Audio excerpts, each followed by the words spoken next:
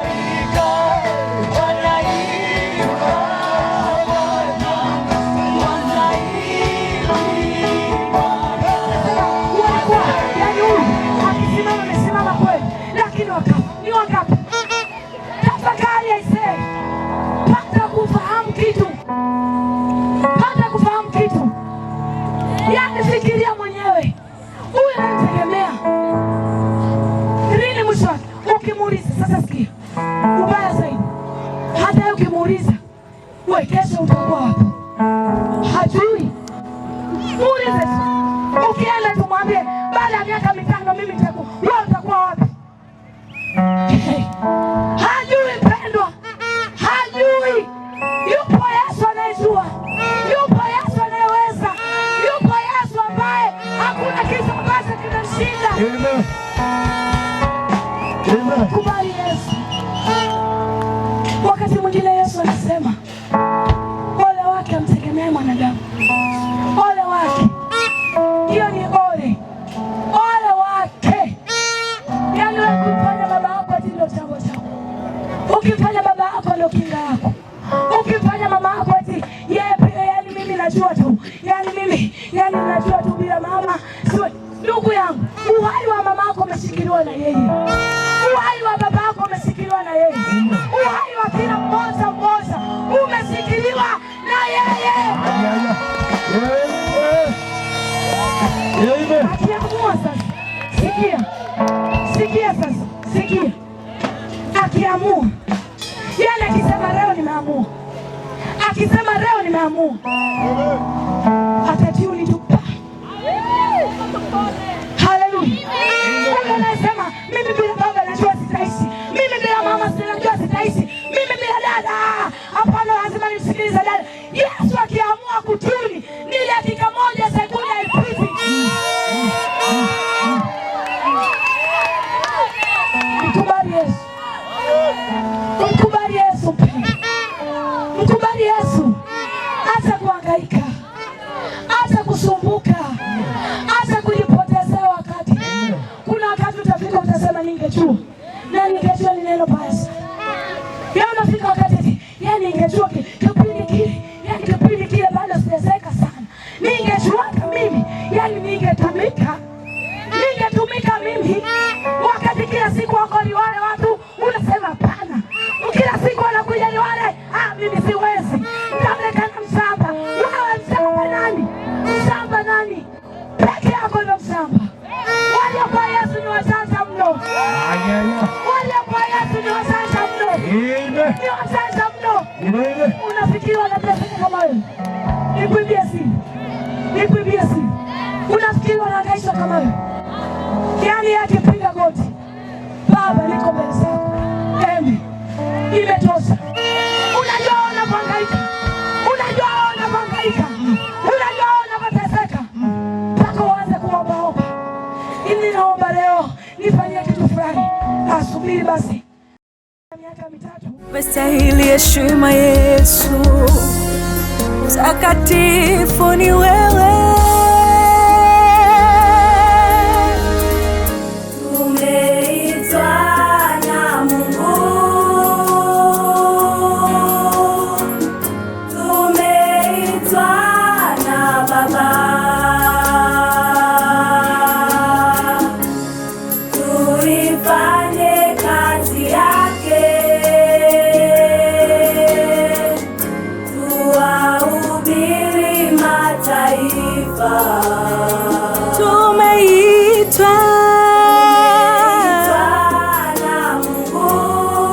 Tumeitwa na Baba, tuifanye kazi yake, tuwahubiri mataifa.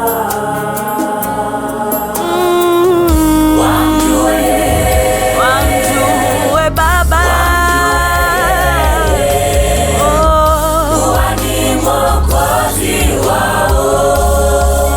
wageuke na kutubu mbele zake.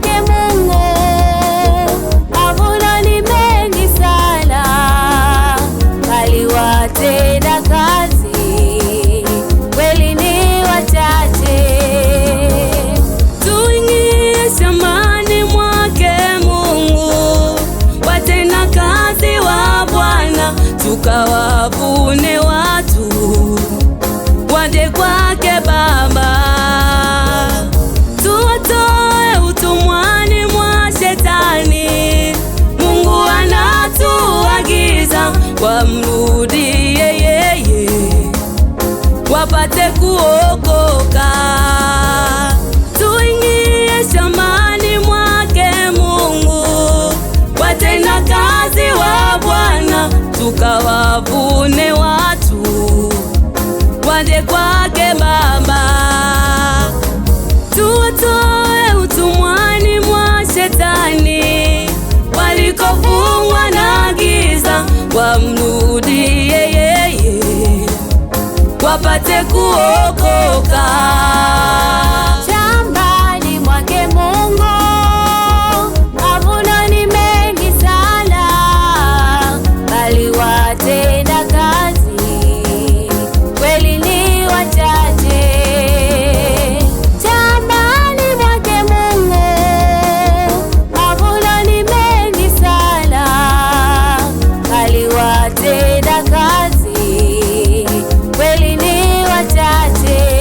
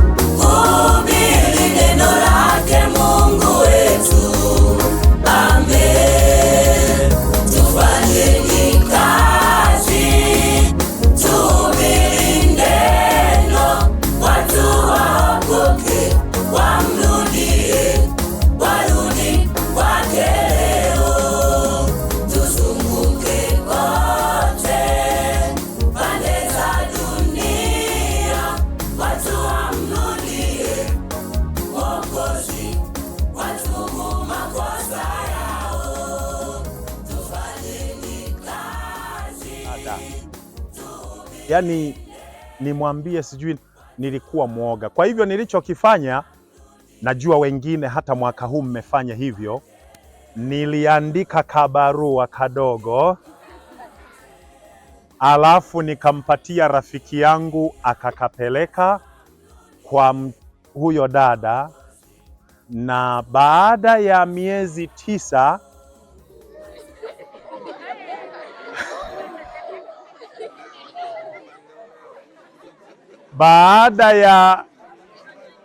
baada ya miezi 9 alinijibu, ila alipopata kale kabarua alienda kwa mama yake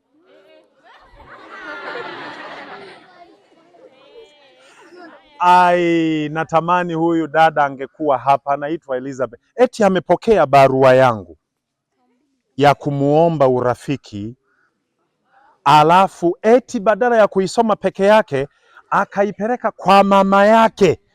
Mama, eti huyu kijana, mama alikuwa ananifahamu. Alipofikiri na kutafakari huyu mama akasema, mwanangu, inawezekana huyu kijana hana mchezo na hana lengo baya na wewe. Fikiria, fanya maamuzi.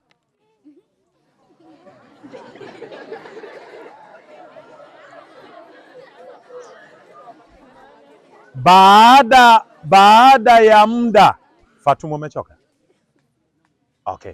Baada ya muda huyu dada alikubali, akasema nimekubali, nitakuwa rafiki yako, tutakuwa wachumba. Tukaanza urafiki. Sasa sikilizeni wanangu, sikilizeni, usije ukasahau hata siku moja. Ukisahau ni afadhali nisingekuwa nimekuja Liwale, ni afadhali tusingekuwa tumekuja, si ndio hivyo? Dada huyu tulipokutana sasa tuzungumze kwamba ndio nimekubali na yeye amekubali. Tulichokizungumza, yeye anaitwa Elizabeth, yeye alikuwa hajawahi kulala na mwanaume yeyote, na mimi nilikuwa sijawahi kulala na msichana. Sasa hebu sikiliza vizuri. Tulipoanza kuzungumza, mwezi wa kwanza ukapita, miezi 6 ikapita, mwaka wa kwanza ukapita, hatujawahi kuvuliana nguo. Mwaka wa pili ukaanza, ukapita. Mwaka wa 3 ukaanza, ukapita.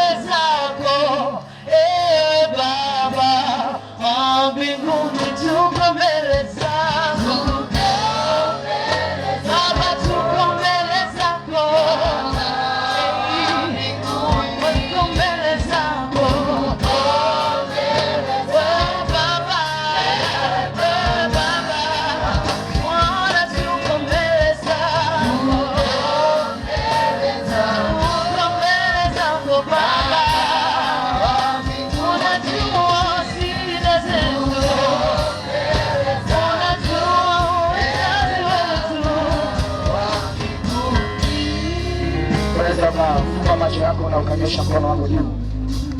Tunaenda kumwita Bwana katika viwanja hivi, tukimshukuru na kumwabudu kwa neema ya kwake ambayo ametupatia. Bwana Yesu, tunakushukuru na tunakuinua. Asante tena kwa kuwa umetupa neema watoto wako na wana wako wa kusimama mahali pako katika viwanja hivi. Tunaliazimisha na kulitukuza jina lako takatifu. Asante Bwana kwa kazi yako ya msalaba, kwa namna ambavyo umetuweka mahali hapa, kwa namna ambavyo umetupenda upeo Bwana, ukatupa neema ya kuwa na mkutano wa Injili siku hii ya 3. Bwana, jina lako litukuzwe na liinuliwe sana. Asante Bwana kwa kuwa tulikuona siku ya kwanza. Asante Bwana kwa kuwa tumekuona siku ya pili, na leo ni siku ya 3 ambayo Bwana tutakuona zaidi ya jana. Asante kwa kuwa nguvu zako na mamlaka yako yapo. Asante kwa kuwa uzingisho wako utakuwepo mahali hapa, kuanzia katika neno, kuanzia katika maombezi, na hata watu ambao watarudi kwako Bwana. Mungu, tunakutukuza katika jioni ya leo katika viwanja hivi. Tunakuomba Bwana ushuke mahali hapa, utuhudumie sana mapenzi ya kwako katika jina la Yesu Kristo wa Nazareti. Kila namna ya ajenda iliyo kinyume na mapenzi yako Bwana, tunakwenda kinyume nayo, tunakwenda kinyume nayo Bwana. Bwana, ukasimame wewe kama wewe, ukasimame uliye mwamba. Bwana, simama ukaitetee nchi yako hii ya Liwale katika jina la Yesu Kristo wa Nazareti. Bwana, tunaomba nguvu zako, tunaomba Roho yako Mtakatifu aweko mahali hapa, atuhudumie sawasawa mapenzi yako katika jina la Yesu Kristo wa Nazareti. Tunasiombea na fahamu za kwetu Bwana, sikia lile utakao linena. Tunaombea na mioyo ya kwetu ikae kama udongo mzuri, ili kwamba lile neno lako ambalo ni mbegu itakapoingia katika mioyo ya kwetu Bwana, tukaelewe, tukajue, ikabadilisha na njia za kwetu. Tunakuomba Bwana uwe pamoja nasi katika jina la Yesu Kristo. Karibu Yesu na ukae nasi sasa na hata milele. Amen. Sasa kama mkao wa kula na kunywa kwa Yesu sana. Bwana Yesu asifiwe sana. Karibu mtumishi.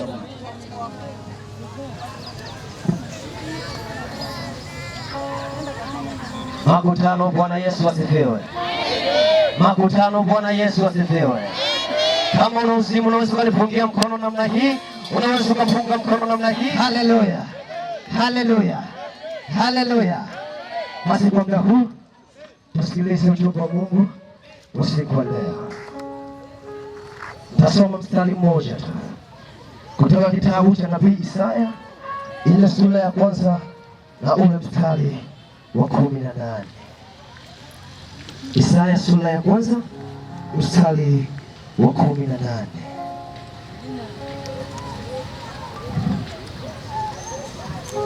Maandiko ya Mungu yanasema, haya njoni tusemezane, asema Bwana, dhambi zenu zijapokuwa nyekundu sana, zitakuwa nyeupe kama theluji; zijapokuwa nyekundu kama bendera, zitakuwa kama sufu. Mtume wa Mungu anasema, njoni, haya njoni, dhambi zenu zijapokuwa nyekundu sana kama damu, zitakuwa nyeupe kama theluji. Haleluya, haleluya. Huu ni wito wa Mungu, ni wito wa Mungu mwenyewe. Anasema, wanaliwale njoo, mama njoo, baba njoo, kijana njoo, dada njoo, njoo kwake, kwa sababu yeye ndiye anayeweza, na yeye ndiye awezaye kuifanya dhambi iliyo nyekundu sana na kuisafisha ikawa nyeupe kama theluji. Haijalishi maisha yako yapo vipi, haijalishi mwenendo wako yapo vipi, haijalishi maisha yako yanaenda vipi katika ulimwengu uliokupa na Bwana, haijalishi mwenendo wako yapo vipi, yeye kama ipendezi Mungu, jioni ya leo anasema, yeye ukageuka, ukaja kwake, ukaja kwake ili anisafishe dhambi zako, akufanye kuwa mweupe. Anaposema ufanye moyo wako kuwa mweupe, hazungumzii kuwa na sura nyeupe, hapana. Hazungumzii kuwa na nguo nyeupe, hapana. Hazungumzii kuwa na mke mweupe, hapana. Hazungumzii kuwa na mume mweupe, hapana. Anasema njoo azifanye dhambi zako kuwa nyeupe kama theluji. Mnanielewa vizuri? Mnanielewa vizuri? Mnanielewa vizuri? Kuna mmoja aliyenielewa mahali hapa. Jeshi moja nisaidie kuhubiri, njoo hapa. Jeshi moja naliomba. Washike. Shike pema. Hapo zamani ambapo Mungu anaumba ulimwengu, alipokuwa amemuumba mama mmoja waliwale, alipokuwa amemuumba mama mmoja waliwale, aliachilia neema na ufahamu safi. Aliachia moyo wake ukawa ni mweupe kama mtoto mdogo. Ule moyo mweupe ulikuwa hauna mawa yoyote. Ule moyo mweupe ulikuwa hauna kitu chochote, wala hakukuwa na hila ndani yake, wala hakukuwa na mawazo mabaya ndani yake, wala hakukuwa na uharibifu ndani yake. Nataka nifananishe huyo mtoto mdogo anapozaliwa ni sawasawa na maji ambayo yanakuwa katika glasi nyeupe. Haleluya! Hivyo hivyo huyo moyo wa mtoto mdogo unakuwa namna hii. Nyanyua juu glasi yako. Nyanyua tu usimwage. Huyo moyo mtoto mdogo unakuwa ni mweupe kama glasi hii inavyoonekana. Huyo mtoto mdogo maisha yake yote yanakuwa katika harakati za kumpendeza Mungu. Ndivyo ilivyokuwa wewe mama, ndivyo ilivyokuwa wewe baba, ndivyo ilivyokuwa wewe kijana, ndivyo ilivyokuwa wewe dada. Ulipokuwa umezaliwa katika hii Aliwale, ulikuwa hujui ngende, ulikuwa hujui piga miti, ulikuwa hujui alipiga lambi, ulikuwa hujui waganga wa kienyeji, ulikuwa hujui mume za watu, ulikuwa uelewi hata uzinzi ni nini. Lakini ulipokuja kukua, ulipokuwa na ufahamu, sijui ni nani alikudanganya, sijui ni nani kikupoteza mpendwa, sijui ni kipi kikupoteza mpendwa, kikakufanya uache mambo ya kimungu, kikakufanya uache yale mapenzi ya kimungu, ukaendelea kupotea, ukaendelea kwenda ngende, ukaendelea kuendelea kupiga miti, ukitafuta haya ya duniani, haya yanayopita, ambayo ni ya kitambo tu, ambayo hana uwezo wa kukupeleka uzima wa milele, ambayo hana uwezo wa kukupeleka kwa Mungu aliye hai. Ukasumbukia duniani, ukautafua moyo wako, ukatafua maisha yako, ukayatafua mwenyewe. Tunapoongelea kuiba ume za watu, ukawa ni wewe. Tunapoongelea watu wasengenyaje, ukawa ni wewe. Ulikuwa watu vikao kwa ajili ya umbea, ulikuwa watu mambo ambayo mpendezi Mungu, ukautafua moyo.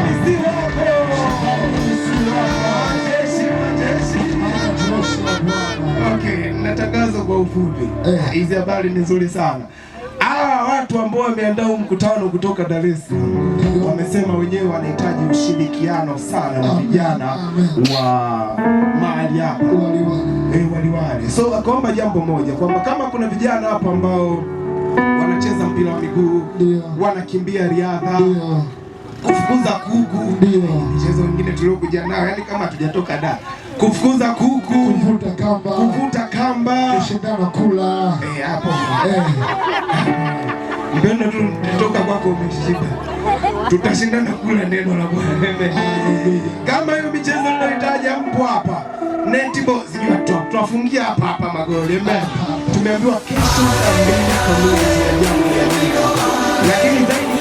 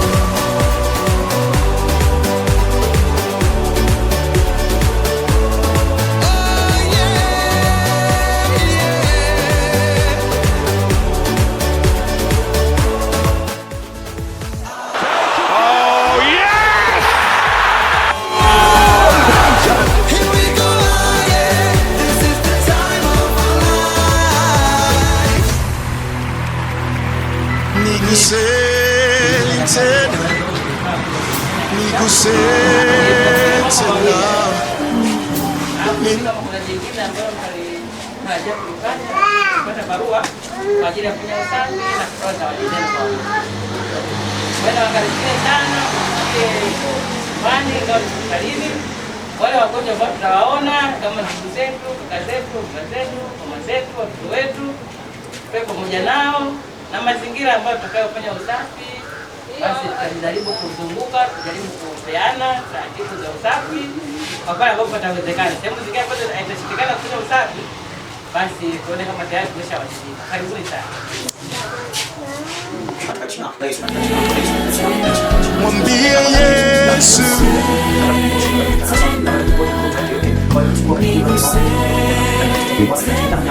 niko hapa Bwana.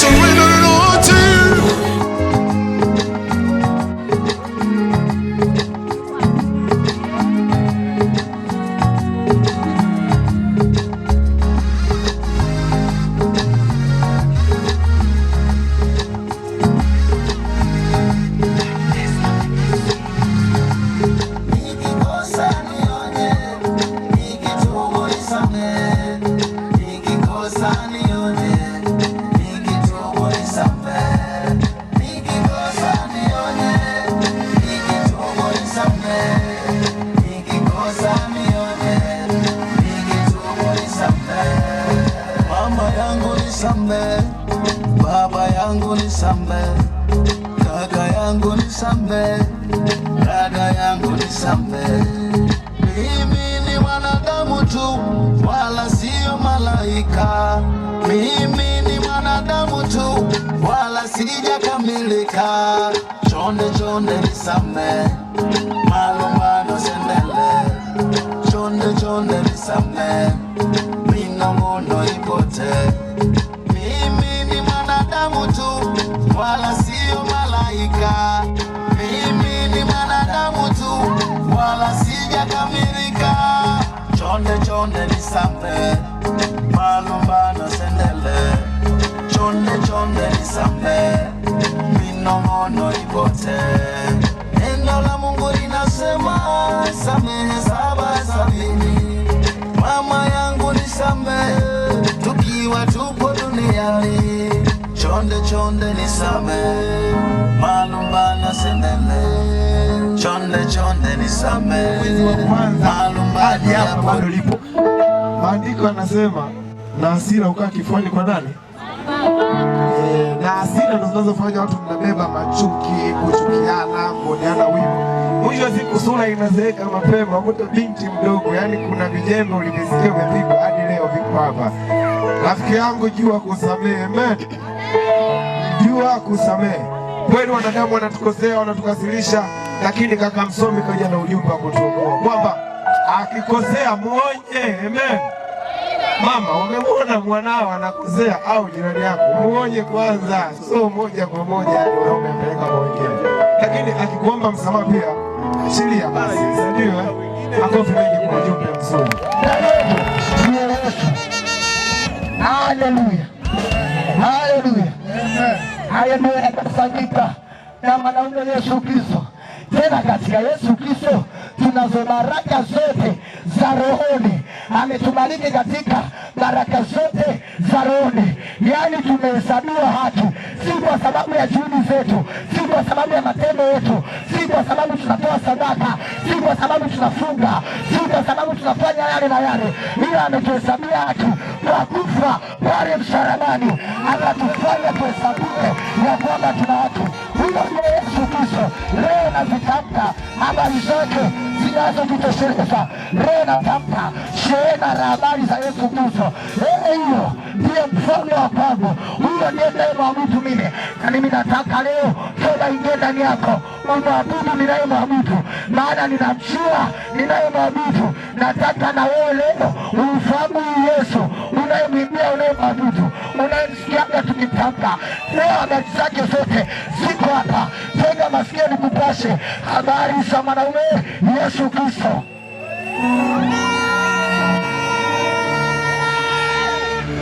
Haleluya. Haleluya. Yesu mzuri sio mzuri. Yesu ni mzuri sio mzuri. Yesu ni mzuri sio mzuri. Yesu ni mzuri zaidi ya mahesabu yote na mabinti wote. Sioni haya kuzisema habari zake. Yesu alichokifanya kwenye maisha yetu ni kitamu sana. Hatuwezi tukakueleza tukakamalizia yote. Hebu teka vizuri usikie.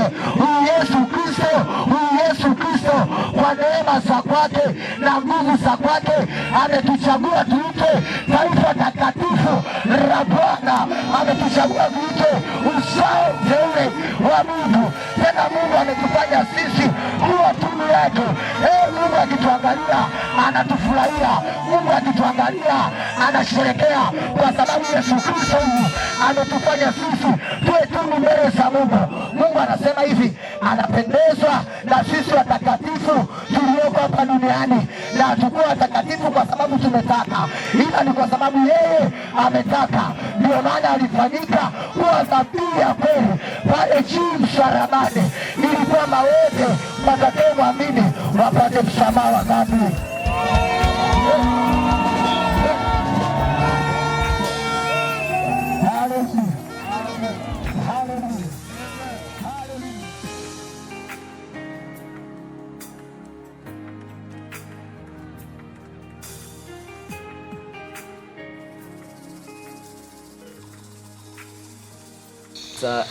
Hii miale baada ndio ilisababisha kukatokea jina linaitwa Liwale kutoka kwenye miale.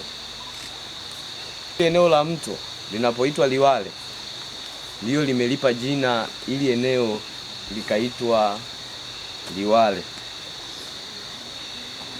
na ni tamaduni ya ile eneo lote ya kwamba jina la mto ambalo linakuwepo ndio jina ambalo linabeba kijiji. Kuna vijiji baadhi huko juu, kuna mito imepita na inaitwa kwa majina hayo, na kwa jina hilo hilo ndio inaitwa kijiji. Bwana asifiwe. Na asili ya hii mito inatoka mahali sehemu moja panaitwa Mpiga Miti. Sasa jana kuelezea kuhusu Mpiga Miti, mimi nitaelezea ili tuone kwa nini tunahusisha na Mpiga Miti na hili eneo na kwa nini tuko hapa. Mpiga Miti ni mahali ambapo wanaabudu miungu, na hiyo miungu wanaiita ngende. Tafsiri ya ngende ni makuani wa kishetani, wanaita mapepo ambao wanaita kwao ni malaika, na ni moja kati ya miungu yenye nguvu na inaotisha, sio tu ili eneo Tanzania, kwa sababu sio mahali pa kawaida. Lakini nije kwa habari ya hili eneo, nilikuwa nasema muunganiko uliopo kati ya huko na hapa, na muunganiko uliopo kati ya huko na hapa ni wanatumia mito, na kwa sababu wanatumia mito, ufalme wao ulioko huko umeenea kwenye vijiji vingi sana. Kwa hili tukitoe kijiji kwenye hayo mamlaka, lazima tuje hapa kwenye eneo la mto afu tuombe. Bwana asifiwe. Ninamaliza hapa, naongelea kwa habari ya hili eneo tulilopo hapa. Hili eneo lina miale kama mnayoiona hivi, ambayo watu walikuwa wakija wakicheza na mto vibaya wanapotea. Na ndio maana tunashauri tunapoanza kuomba, jitahidi usishike mto huo. Mtaenda kule na huko kuna space na huko kuna space. Hakikisha uendi kwenye mto, kwa sababu tumekuja kwenye vita, na kama tumekuja kwenye vita, usijitengenezee mazingira ya kutengeneza urahisi wa wao kuanza kukushambulia. Na pamoja ya hivyo, hakikisha unaomba kweli kweli, na tuko eneo ambalo watu walikuwa wanatambika. Ninajaribu kuongea ukweli na uhalisia, usije ikatokea jambo alafu ukashangaa ni nini kimetokea. Alafu Bwana, mito ya maji nyeshe sasa, mito ya maji. Haya yawe maombi yetu wote wa Tanzania kwenye mahali hapa. Mito ya maji nyeshe sasa kanisani, mito ya maji nyeshe sasa. Tume Roho Mtakatifu sasa, Roho Mtakatifu utujaze na nguvu zako,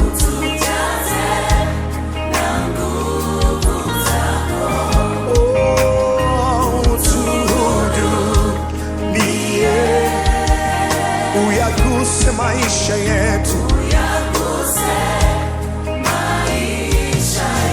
Roho Mtakatifu,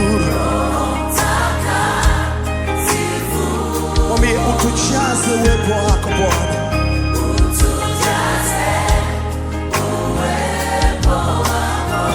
utufurikie mahali hapa, na kisha utembee pamoja nasi Bwana.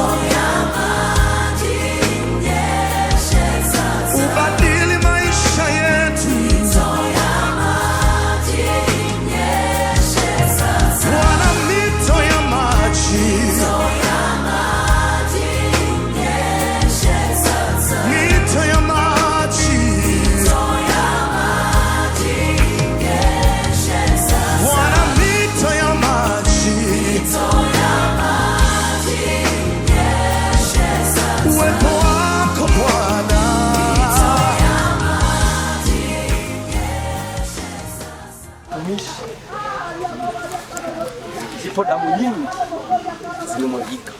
Wapo waliokuja kuoga wakizani ni mtu nyumbani kwao, haikujulikana walipoenda.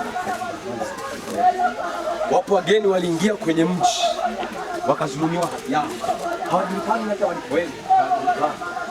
Waliingia kwa ajili ya kazi na utafutaji wa maisha, walipoonekana wana kitu cha tofauti wakaozesha mabinti wa hapa, haijulikani wamepotelea wapi. Tangu walipooa haijulikani wamepotelea wapi. Binti na mama wamebaki na mali za huyo mtu, haijulikani alipokwenda. Ndugu wamekuwa wakilia wakiomboleza usiku na mchana kwa ajili ya ndugu zao.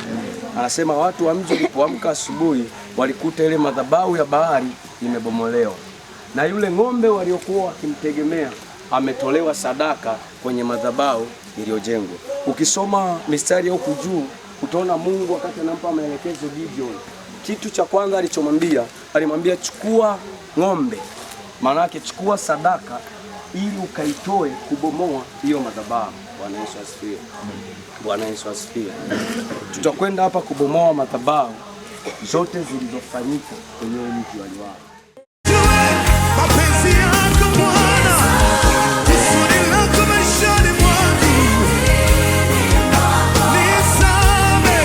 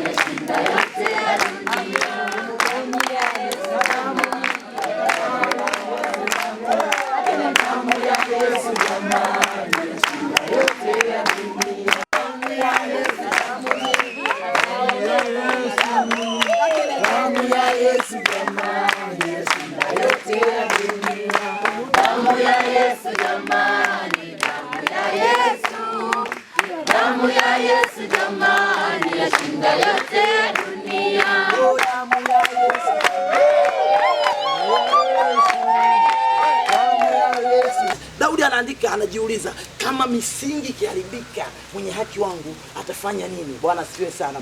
Misingi ya Ukristo katika mji wa Liwale ipo duni sana. Bwana asifiwe sana. Ipo duni sana. Kama misingi ya mji wa Liwale ipo duni sana kwa Mkristo, basi inabidi sisi tuiombe ili ile misingi iimarike, na ikisha kuimarika basi hata kazi tunayoifanya itafanyika kuwa thawabu na kumbukumbu mbele za Bwana. Haleluya. Amen. Hekima na maarifa ndani yao ndio tunakuomba siwache kwa imani. Unajiuliza maswali mengi, siri ipo uweponi mwake. Anasema siri zake zi pamoja nao wamchao. The secrets of the Lord are with those who fear him. Hakuna ujanja, there is nothing uweponi mwake.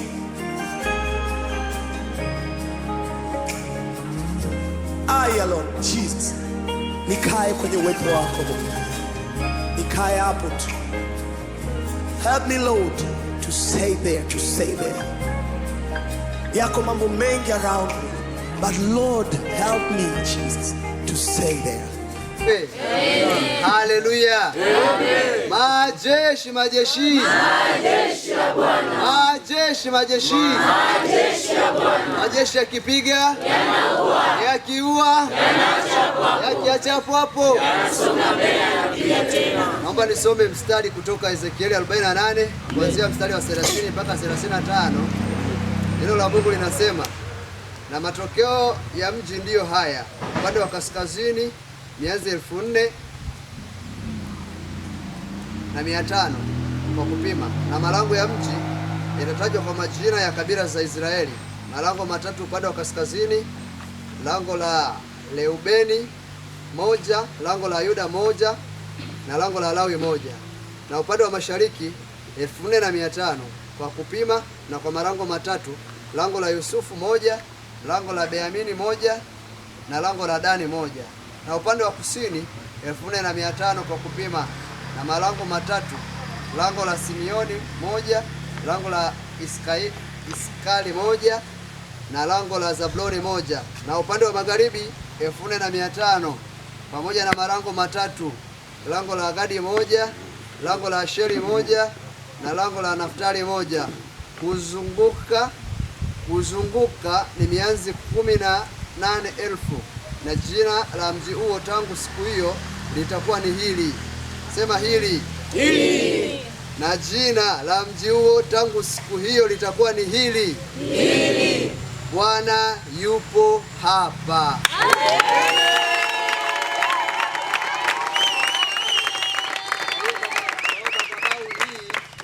Kwa neema ambayo Mungu amenipa ya kuwa kuhani katika majira haya ya 2023 2024, tunaipa jina la Bwana yupo hapa. Tuseme wote kwa pamoja, Bwana yupo hapa. Bwana yupo hapa. Bwana yupo hapa. Bwana yupo hapa. Bwana yupo hapa. Bwana yupo hapa. Liwale. Liwale.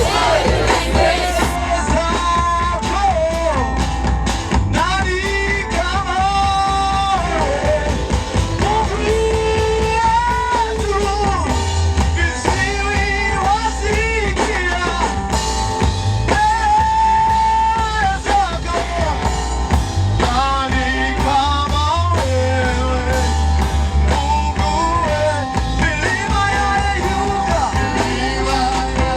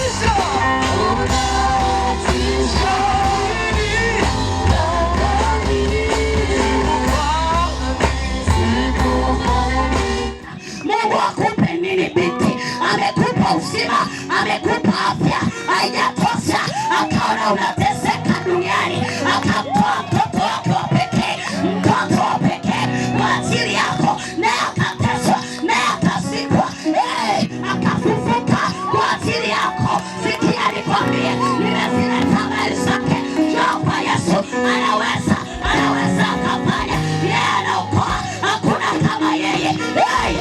Karibu.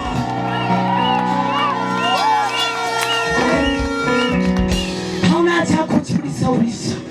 Mungu wetu ni mwema, Mungu ni mwaminifu. Hakuna kama yeye, hakuna kama yeye, hakuna. Mungu anakupenda, anakukaribisha kwenye pendo lake, ya kwamba njoo ukae ndani yangu ili na mimi nikae ndani yako, kwa sababu ukikaa ndani yangu utazaa sana sana. Sikiza nikwambie, ahadi za Mungu ni za kweli. Yeye akiahidi ameahidi, yeye akiahidi ameahidi. Ni nani aliye kama yeye? Unakaribishwa, karibu sana, karibu sana. Karibu kwenye pendo lake, karibu kwenye pendo lake. Ingia wote, ingia wote, ya kuwa Bwana ni mwema. Ingia wote, ya kuwa Mungu ni mwema. Sikia nikwambie, unaweza ukazunguka, unaweza ukatembea, unaweza ukaenda mashariki, ukaenda magharibi, ukaenda kaskazini, ukaenda na kusini, ukatafuta majibu yako, lakini nakwambia hapana majibu zaidi ya yeye jibu ambaye ni Yesu Kristo. Hakuna utapata, hakuna utapata. Yesu Kristo ndio jibu, Yesu ndio jibu. Yeye akiponya, yeye akiokoa, ndo ameokoa. Aokoe nusu nusu, eti kwamba urudi tena akwambie lete ng'ombe, tatizo lako bado, akwambie lete kuku, akwambie lete bata.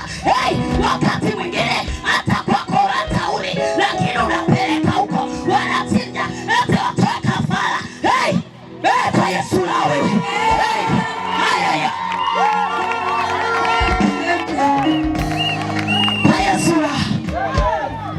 Kwa Yesu la wewe.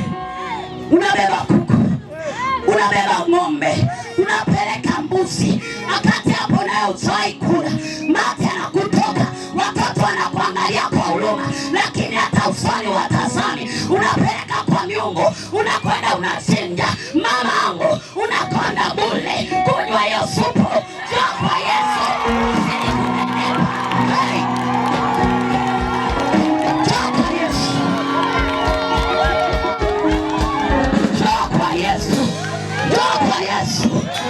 Kwa Yesu, hata kujibana unamfaidisha shetani, ukwe unakonda. Kwa Yesu, yeye kwake ni raha, hakuna masharti, hakuna masharti. Kwake ni raha, yani wewe unakaa tu unamweleza Baba, nina moja mbili tatu, yeye anafanya.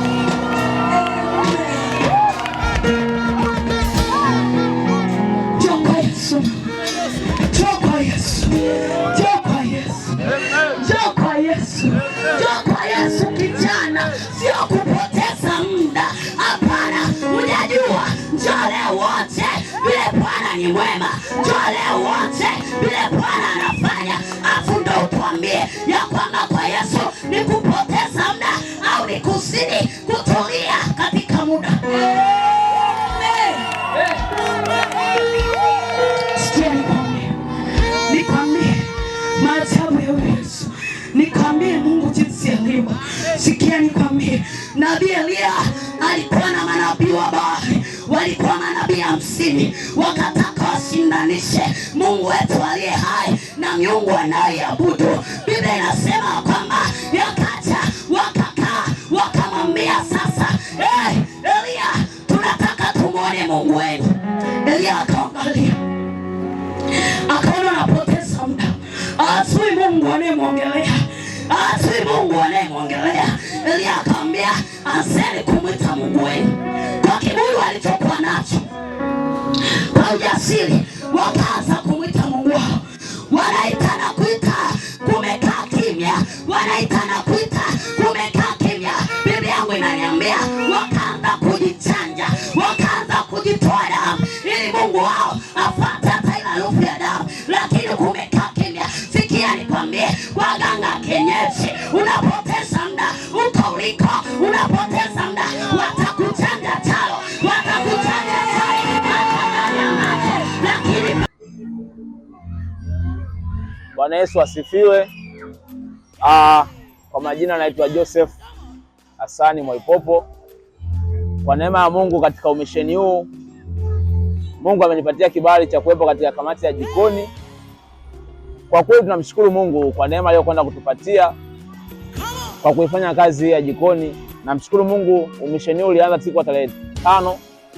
Tuliuanzia kanisani katika mkesha pale KKT Sinza. Tunamshukuru Mungu, safari yetu ilianza asubuhi na mapema kuelekea Lindi Liwale.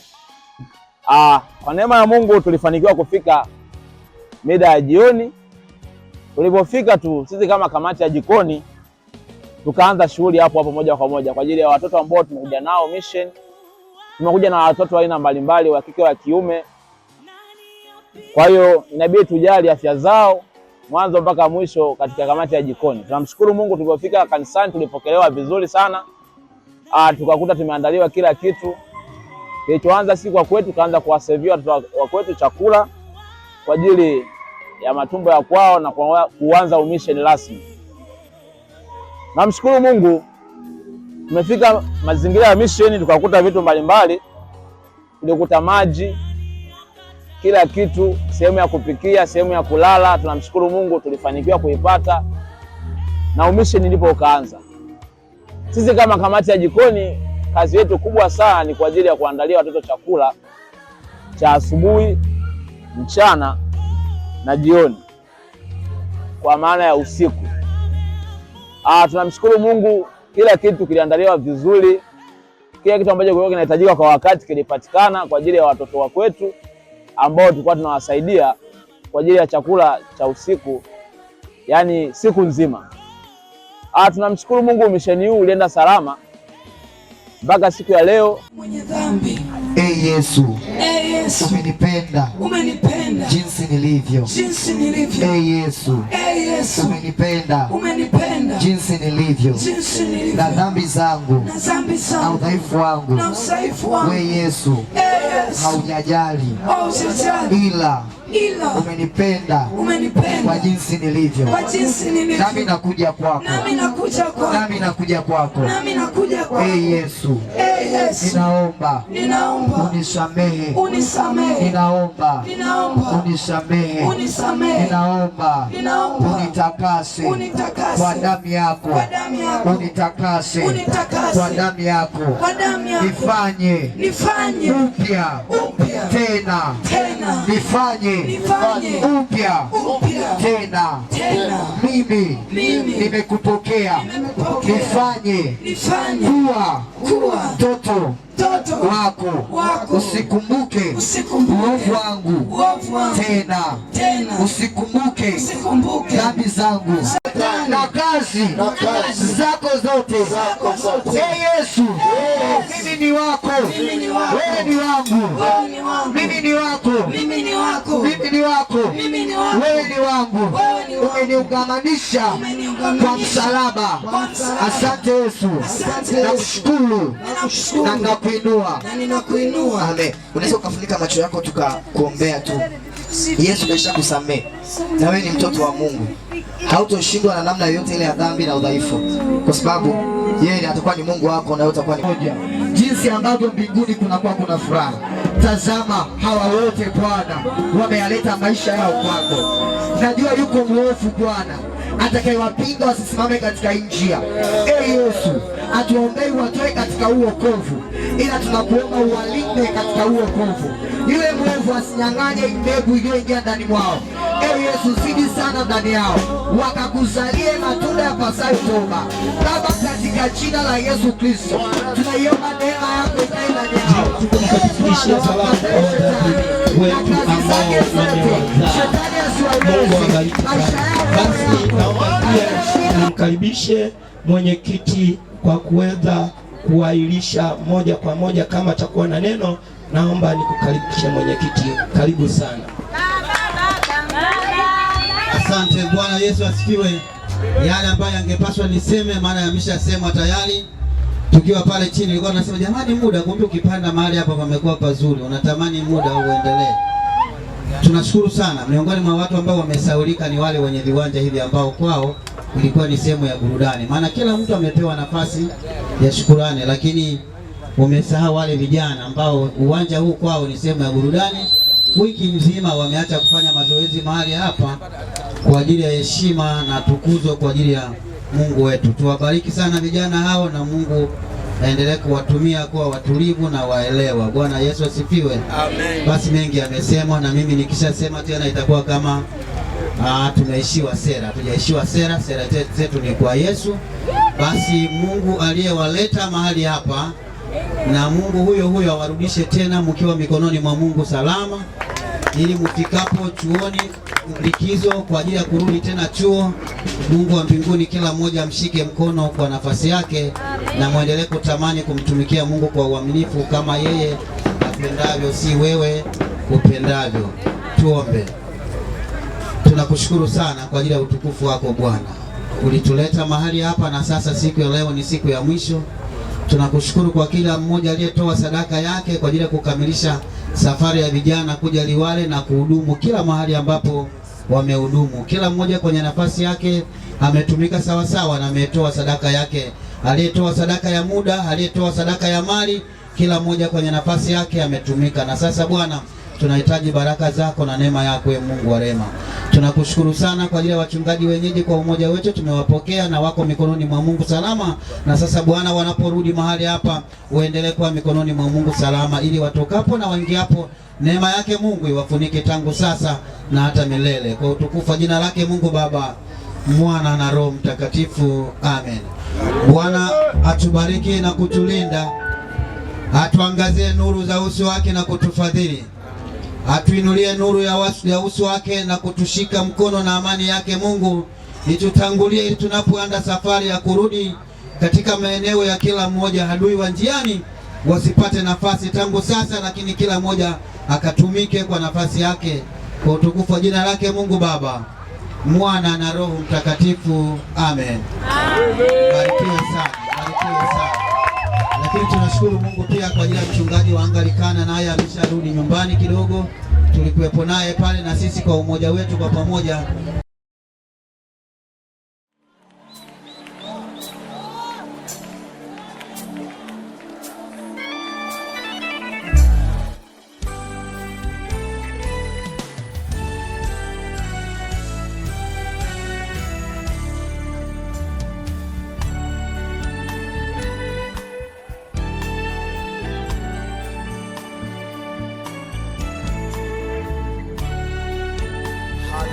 Hallelujah. The song is so simple. Sing. You are the God of wonders, everlasting God, you reign. You are the God of miracles, everlasting God, you reign. You are the God of wonders, everlasting God, you reign. You are the God of miracles, everlasting God. Let me sing. You are the God of wonders. You are the God of wonders, everlasting God, you reign. He is the God of miracles.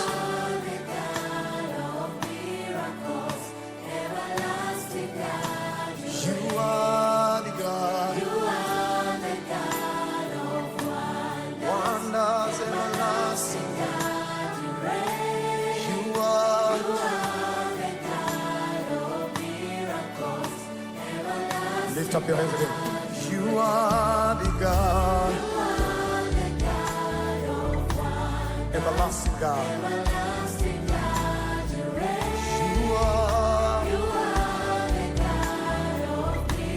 Everlasting God. Everlasting God. You are the God. You are the God of wonders. Everlasting God. You are our God. You are the God of miracles. part we sing. We say, everlasting God, you reign. Everlasting God, you reign. Everlasting God, you reign. Everlasting God, you reign. Everlasting God, you reign. Everlasting God, you reign. Everlasting God, you reign.